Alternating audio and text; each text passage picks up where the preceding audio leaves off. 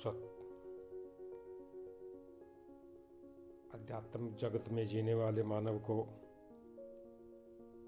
अपने जीवन काल में कभी कभी अनुभूति का भी एहसास होता है और यह अनुभूति अपने आप में एक विशिष्ट शब्द है।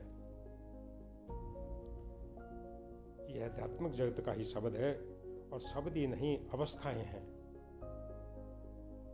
परमात्मा का आशीर्वाद जब हमारे अनुभव में आने लगता है तो ये शब्द प्रभावी होते हैं। परमपिता की कृपा सदा सब पर समान रूप से एक रस है, परंतु जब तक अनुभव में नहीं आती तब तक हमारा ध्यान उधर जा ही नहीं सकता और जाता भी नहीं है। मान लीजिए किसी ने कहा हवा में पानी है, हवा में अग्नि है, परंतु अनुभव में नहीं आता। और जब आप जान जाते हैं, इसका अनुभव कर लेते हैं, तब ही आप मानने लगते हैं कि हवा में अग्नि है, पानी है, और तब हम पूर्ण विश्वास के साथ इसको ग्रहण भी कर लेते हैं। ऐसी ही अनुभूति हमारे जीवन में जब हो जाती है तो एक अवस्था होती है। अनुभूति के विषय में कई बार ऐसा कहा जाता है, सुना भी जाता है कि फला संत, फला महात्मा, फला व्यक्ति ने आत्म तत्व को जाना, आत्म अनुभव किया, आत्म अनुभूति की परिकाष्ठा को पार किया है। तो कुछ भले मानुष कहते भी हैं कि ये कैसे संभव है, इसे क्या परिवर्तन हुआ, हमारी तरह ही खाना पीना, उठना बैठना, सोना जागना उनकी दिनचर्या रही है, तो हम कैसे मान लें कि उन्होंने आत्म अनुभव किया है। और बिल्कुल ठीक है, बात भी ठीक कही है। किसी भी व्यक्ति को कैसे आप जान लेंगे या मान लेंगे कि यह अनुभव करने वाले हैं। अगर हम समझे कि अनुभव अनुभूति दोनों में विशेष कोई अंतर भी नहीं है और दोनों में एक जैसी ही बात है, परंतु जब अंतर खोजने लगेंगे तो हम इसके अंदर महान अंतर पाएंगे।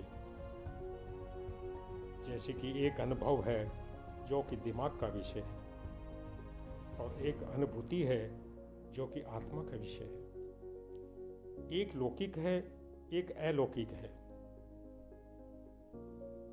एक जो संसार का प्रकृति का अनुभव करता है और एक जो कि वास्तविक और यथार्थ को अनुभूत करता है। एक परिवर्तनशील है और दूसरी जो स्थायी है। किसी भी प्रकार का उसमें परिवर्तन नहीं होता। किसी भी काल में, किसी भी अवस्था में, किसी भी ब्रह्मांड में उस सत्य का परिवर्तन हुआ ही नहीं और हो ही नहीं सकता। यह अनुभूति का विषय है। जो परिवर्तनशील है वो अनुभव का विषय है। आज अनुभव जिसका होता है, कल वो नए अनुभव में बदल जाएगा, परंतु अनुभूति जिसकी होती है वह अनुभूति ही रहती है। वहां न कुछ बदलने वाला है न बदलेगा। वो तत्व एक रस है, सदा सदा आदि है, अनादि है, समरस है, सर्वत्र एक रस है।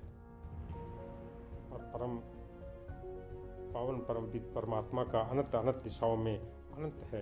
एक ही मात्र वो तत्व है जिसकी अनुभूति होती है और फिर किसी काल में भी कुछ अनुभव हो ही नहीं सकता और किसी को हुआ भी नहीं। उस परम तत्व को अनुभूत कराने के लिए जब किसी महान आत्मा द्वारा या आपकी स्वयं की प्रगाढ़ चाहत उत्पन्न हो जाए, फिर परमपिता परमात्मा की कृपा से अपने आप को या परमात्मा को वास्तविक स्वरूप में अनुभव करने की बात कही जा सकती है। और उसी रूप में अनुभूति के मार्ग कदम बढ़ते हैं और फिर होती है परमपिता परमात्मा की कृपा और कोई महान आत्मा आपका चयन करती है आपको स्वयं अनुभूति कराने के लिए। ऐसा जब जीवन के जिस पल में घटित होता है तो होता है चयन। और यह अनुभूति और चयन इस आध्यात्मिक जगत के शब्द हैं, अत्यंत महत्वपूर्ण है और प्रत्येक जीवन में आए हैं, प्रत्येक जीवन में आए हैं। बस अनुभव बाहर का विषय है और अनुभूति भीतर का विषय है।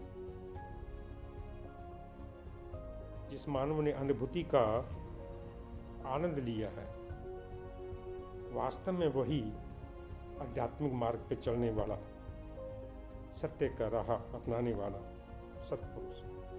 ओम।